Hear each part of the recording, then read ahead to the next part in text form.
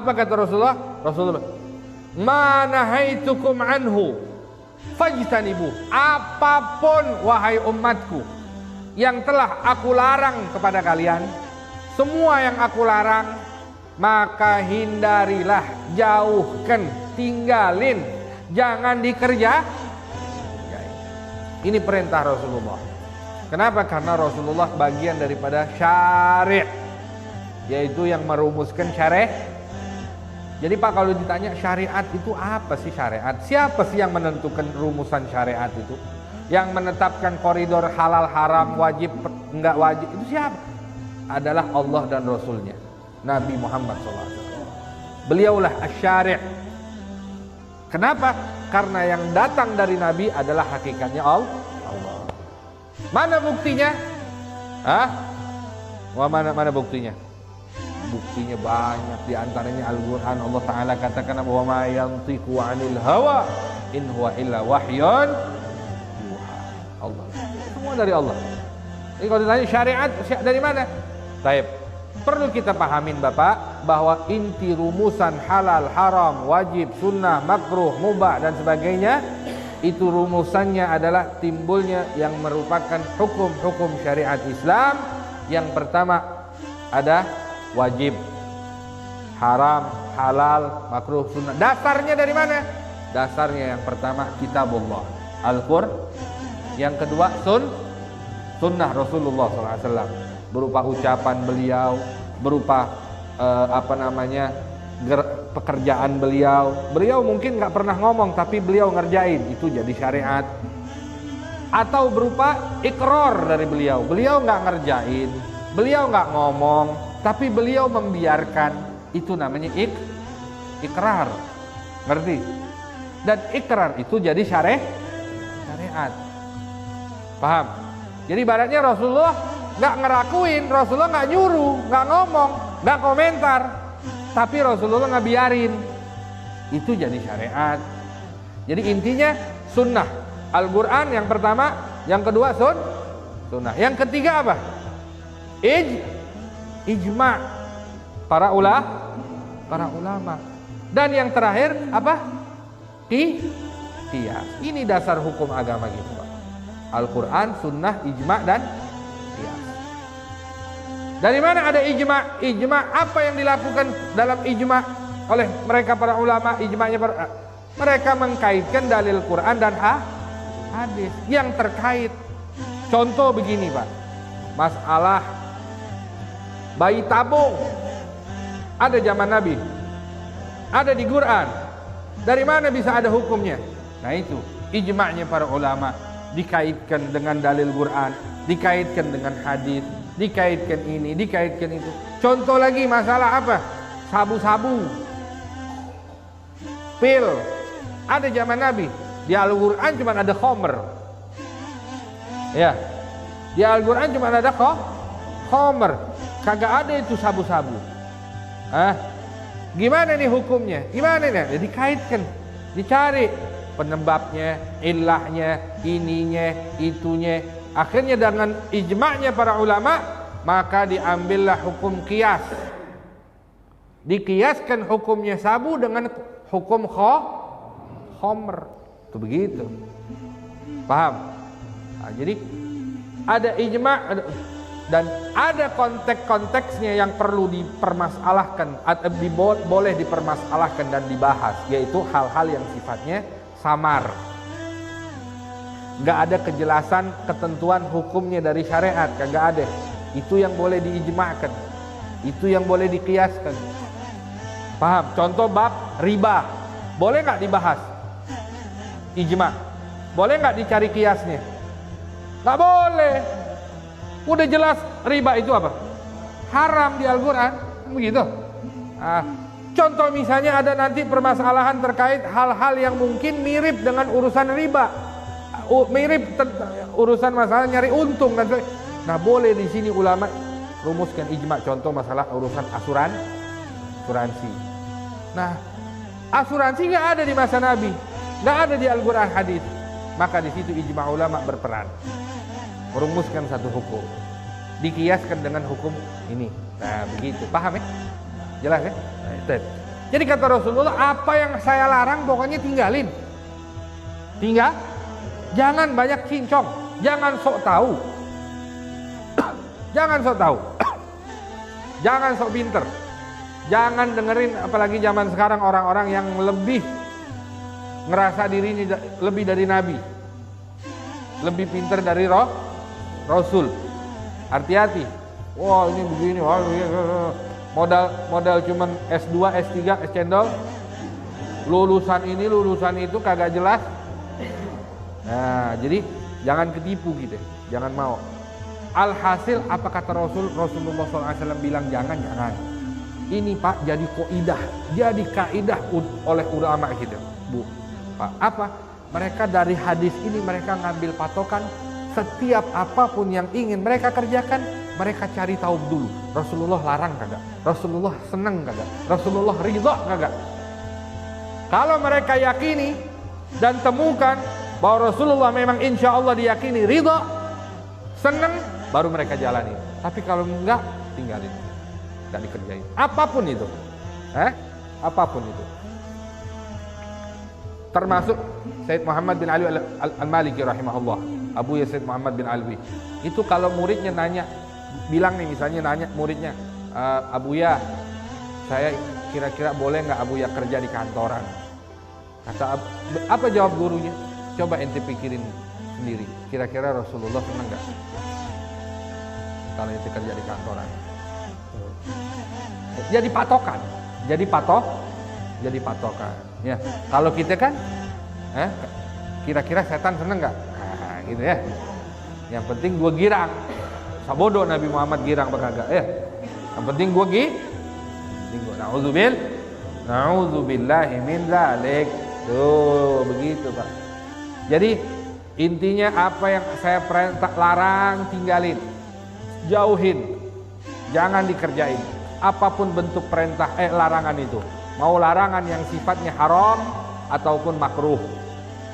Ya, kan ada larangan yang sifatnya haram. Contoh misalnya apa, perintah larangan dari Rasulullah SAW, jangan kalian mengazab dengan azab Allah, nyiksa dengan siksaan Allah. Apa siksaan Allah berupa apa Pak? Api, neraka. Allah menyiksa dengan api neraka, dengan api. Jangan kita menyiksa apapun dengan api. Ya, binatang dibakar, apalagi orang dibakar. Kecuali udah disembelih, enak, ayam bakar. Tapi yang hidup, maksudnya yang hidup, hati-hati, jangan ngebakar binatang, apapun jenisnya. Haram, haram, hati-hati. Begitu juga kalau memang udah gak ada solusi lagi apapun, sampai ada ulama ngebahas kayak raket nyamuk, itu juga kalau bisa jangan, bukan ngebakar itu. Ada orang lebay, udah pakai raket, dapat nih, dilihat ada, dipencet lagi, sampai bau angus. Ini mah kebangetan, ini niat banget ya. Dendam membara ini namanya sama nyamuk. Jangan Bu ya, hati-hati. Ya, hati-hati. Kalau orang dulu pakai apa Pak kalau banyak nyamuk Pak? Pakai apa? Panci pakai minyak, sret. Tuh. Udah dapat banyak, dikumpulin, diajak ngobrol. Lu besok jangan kesini lagi. Orang dulu kan begitu lebih enak begitu. Mau buat apa? Sama aja Pak, sama aja pakai panci. Apalagi kalau sekarang udah canggih, ada sovel, ya, ada sovel. Baik, ada apa lagi? One Piece kabur nyamuk. Iya, sekali aja Bu, 10 kali kita yang kabur. Jangan, kuat ya. Pokoknya jangan, itu haram. Ada lagi larangan yang sifatnya makruh. Apa contohnya? Larangan yang sifatnya makruh. Contoh misalnya jangan minum tangan kiri. Tuh. Ada larangan la ta'kulu bishimal. Jangan makan tangan kiri, jangan minum tangan kiri. Tuh. Minum tangan kanan, Bu. Makan tangan kanan. Yang biarin Bib kan nggak haram juga. Iya betul nggak haram, tapi Rasulullah larang. Lebih baik tinggalin. Biasain makan tangan kanan. Ya. Yang biasa makan tangan kiri, usahain ya cebok tangan kanan. Gitu.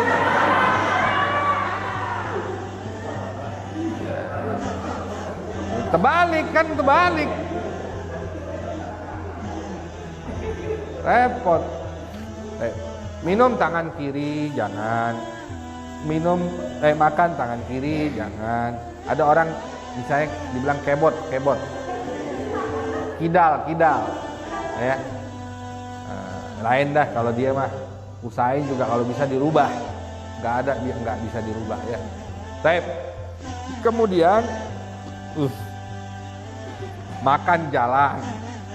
Makan sambil diri, minum sambil diri, ada makruh. Rasulullah kalau makan minum duduk. Kita juga makan minum duduk. Bahkan di dalam kedokteran itu Pak, diketahui orang yang minumnya dalam keadaan berdiri, itu air yang minum gak bisa nyuci dia punya ginjal. Bu, makanya orang lebih mudah cepat kena batu empedu, batu ginjal. Tuh. Itu batu lebih mahal Bu dari bacan. Ya, iya. Begitu, berapa juta itu ngambil tuh batu? Hah? Berapa juta ngambil tuh batu? Jadi kalau orang minum duduk, ternyata diketahui apa dalam ilmu kedokteran, ketika kita duduk itu ada bagian kita punya pencernaan ini, lambung itu ada kayak klep yang kebuka kalau kita duduk, sehingga air yang kita minum saat duduk itu masuk ke dalam itu. Nah, klep itu yang menghubungkan atau yang membuka jalur untuk masuk ke dalam ginjal, empedu dan sebagainya. Jadi kalau kita minum duduk, wah, kecuci dia. Makanya orang jangan heran Bu, kita kalau urusan kencing, ya bapak-bapak penyakitnya laki-laki tuh ya, kencing batu, hati-hati. Makanya minum duduk, ibu-ibu juga batu empedu lah, ini sakit dikit-dikit. Minum banyakin duduk, ya minum segelas 2 gelas pagi-pagi itu bagus. Sebelum tidur, sebelum subuh, bangun subuh, pokoknya sebelum ngapa-ngapain minum dulu 2 gelas, segelas, bagus. Langsung nyuci ya. Nah, insya Allah sehat ya. Nah itu larangan yang sifatnya makruh. Ya, yang lebih parah lagi orang sekarang makan sambil jalan.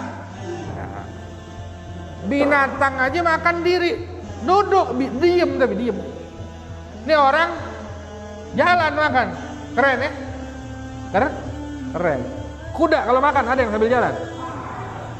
Kambing, diem nggak?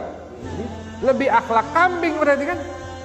Ya, lebih berakhlak kambing. Nah makanya Pak, kenapa Rasulullah menebarkan, ngajarin, nunjukin, nyontohin kita sunnah-sunnahnya Bu? Kenapa? Karena Rasulullah pengen ngebedain kita dengan kafir, dengan binatang. Kita makan nggak? Sehari-hari makan nggak kita? Kafir makan nggak kafir? Binatang? Tapi kalau Rasulullah ngajarin kita makan baca makan tangan makan sambil Kalau kafir makan bismillah nggak? Udah beda.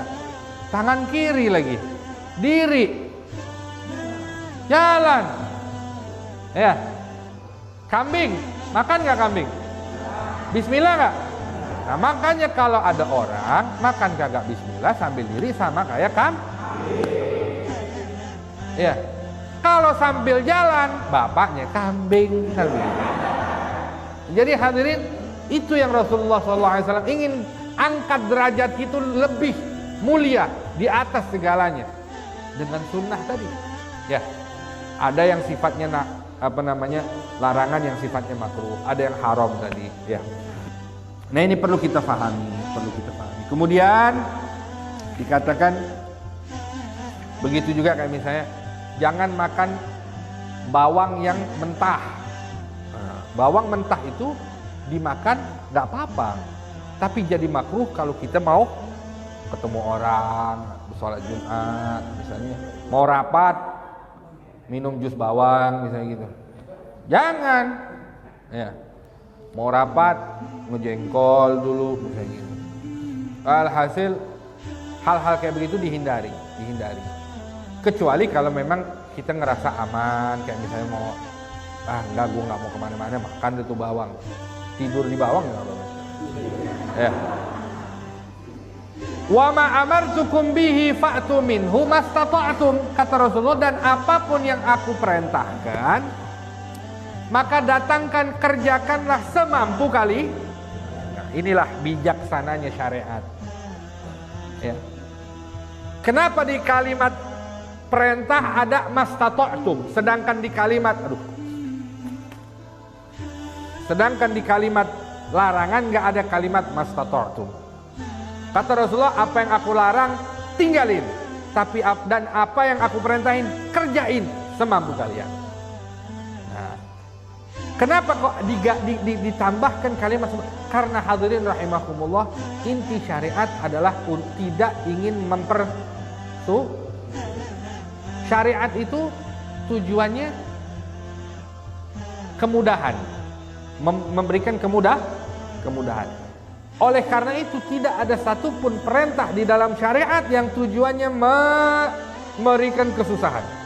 Termasuk sholat 5 waktu, puasa Ramadan, zakat, itu nggak ada satupun yang memberikan kesulitan, menghasilkan kesusahan, nggak ada.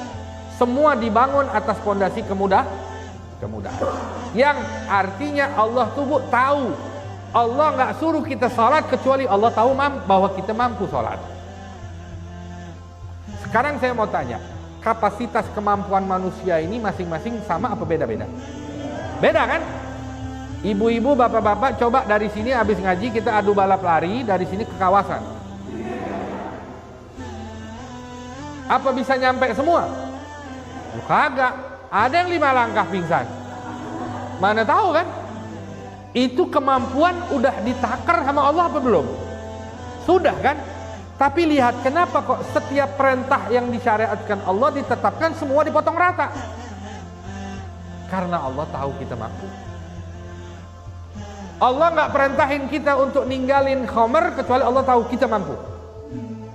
Allah nggak nyuruh kita ninggalin judi, riba dan sebagainya kecuali Allah ente mampu. Jangan pakai ya hanu, nggak mampu, dari mana, duitnya siapa nanti, gimana, itu alasan.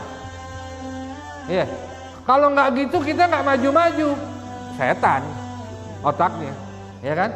Hati-hati. Allah perintahkan, Allah tetapkan, Allah tahu kita mampu. Namun dalam pelaksanaannya baru Allah ukur kemampuan kita. La yukallifullahu illa nafsan wus'aha illa la yukallifullahu nafsan illa. Ente wajib sholat, nggak bisa diri, duduk, nggak bisa duduk, rebah, nggak bisa rebah pakai isya, nggak bisa juga sholatin, gitu. Jadi dalam pelaksanaannya disitulah Allah berikan kemudahan. Sakit nggak bisa sholat, udah nggak usah sholat dulu loh. Kalau emang nggak bisa sama sekali, tapi ntar abis selesai kelar, kodok, ganti, enak aja loh. Utang mau tetangga aja wajib bayar, utang sama Tuhan. Mau dikirimin debt collector sama Tuhan. Galakan mana debt collector Tuhan?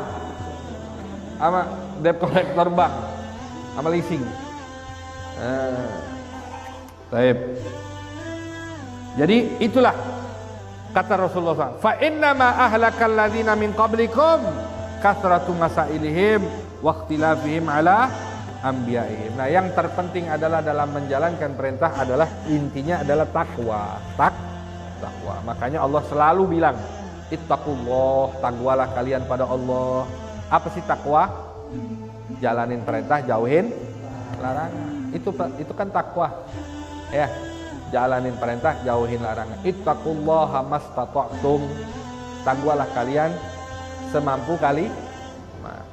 Dalam ayat lain Allah bilang ittaqullaha haqqa tuqatih, sebaik-baik sebenar-benarnya. Tuh. Ada lagi. Ittaqullah dalam hadis Nabi, ittaqillaha haitsu ma kunta. Takwalah kalian dimanapun kalian berada, kapanpun, sama siapapun, takwa. Jalanin perintah, jauhin larangan. Itu takwa itu pedoman penting buat kita.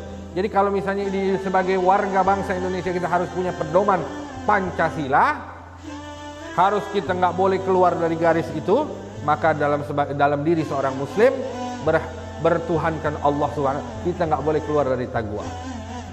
Jalanin perintah, jauhin larangan. Ya, nah, itu yang terpenting. Hadirin rahimakumullah. Ittaqullaha haqqa tuqatih wa la tamutunna illa wa antum muslimun.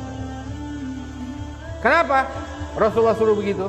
Karena kata Rasulullah, fa inna ma ahlakal ladzina min qablikum, karena banyak celakanya orang-orang sebelum kalian, sebelum Islam, adalah sebab kasratu masailihim, karena mereka banyak kincong, banyak tanya, banyak protes ala anbiyaihim, ya, waqtilafihim, dan banyak perselisihan antara mereka dengan para nabi mereka. Itu sebabnya. Dulu mereka udah makmur, udah enak, pakai ngetes, nanya sama Nabiullah Isa, ya, hal yastati'u rabbaka an yanzila alaina ma'idatan minas sama? Apakah Tuhanmu bisa nurunin makanan dari langit, delivery online? Apakah ada gosennya? Bisa nggak nurunin? Gojek, GoFood. Nabi Isa rahmat, nggak dibilang enggak sok tahu. Nabi Isa nggak sok tahu. Udah loh, pakai minta tengil amat langit. Makanan di bumi banyak, ngapain pakai minta makanan dari langit tuh? Nggak digituin, Nabi Isa, diturutin. Ya Allah, daripada minta makanan dari langit, kira-kira masak kagak di atas? Aduh. Jadi akhirnya dia minta sama Nabi Allah Isa, minta sama Allah Ta'ala, Nabi Isa, dan akhirnya apa? Allah turutin. Diturunkan 7 jenis lauk, dari lautan, dari daratan, dari semua turun dari langit. Masya Allah. Chef terkenal dari chef langit yang masak. Turun, sampai roti-rotiannya turun dari langit. Subhanallah. Dalam riwayat hadis disebut, ya, Allah suruh makan, habisin. Nggak boleh pakai nyimpen. Makanan langit kira-kira enak apa? Enak nggak? Wow, nikmat Pak. Makanan surga, coba. Mereka kenikmatan, enak nih, kenyang semuanya. Kata Nabi Isa, Allah pesan jangan ada yang pakai bawa pulang. Habis di tempat udah kelar. Pada ngebungkus semuanya ngebungkus. Masya Allah. Akhirnya Allah marah. Apa hasilnya? Mereka bangun tidur berubah jadi anjing, jadi babi sama monyet. Allah bikin mereka marah. Allah bilang, ingat, boleh gue turun, tapi ingat gak boleh ada yang bawa pulang. Janji bener. Kalau enggak diturunin nih. Mereka janji, semuanya janji turunin. Ngumpetin, ngentit. Akhirnya apa? Allah marah, Allah rubah mereka jadi monyet, jadi babi. Nasallallahu alaihi. Begitu sebabnya. Pernah lagi umatnya Nabi Musa bilang apa? Coba kalau memang Tuhan lo ini, arinallah jahrah, tunjukin terang-terangan, kita pengen lihat Tuhan. Marah, songong amat lu ya, nantang. Waktu Allah suruh perintahkan untuk nyembelih sapi, mereka sendiri banyak cincong. Ya, wah sapi apa, warnanya apa, kan susah sendiri mereka. Nah, makanya Rasulullah SAW nggak mau kita begitu. Pokoknya apa yang diperintahin udah kerjain, gak usah banyak cincong, gak usah banyak sok tahu, ya. Makanya hadirin, kalau ada umat Islam yang model begini, yang sok tahu, nggak bisa begitu, karena ini nggak sesuai dengan logika, karena begini. Nah, ini ciri-ciri nanti bakal jadi anjing atau babi atau monyet, insya Allah ya. Nah, jadi hati-hati kita. Bahayanya zaman sekarang hadirin yang model begini justru yang tampil di TV nih, yang diagung-agungin, sengaja dia tahu nih perusak. Pokoknya yang model bisa ngerusak agama, tampilin, kasih posisi. Waduh, hebat ya. Dibikin mereka tuh cinta posisi, cinta berlebihan dengan dunia. Wah udah. Kalau di TV bicara gelarnya mah KH. Pokoknya yang model gini yang rusak-rusak pose TV deh modelnya. Ya, sengaja ditampilin terus. Ada aja konten syariat nih yang pasti dia orang-orang begini tampil untuk membantah. Ada aja. Dalam syariat begini ada aja nanti. Ya. Urusan masalah korban, biasa orang-orang jualan sapi, kambing, korban gitu ya. Itu nggak ada juga, macam-macam udah, macam-macam. Walhasil intinya hadirin subhanallah,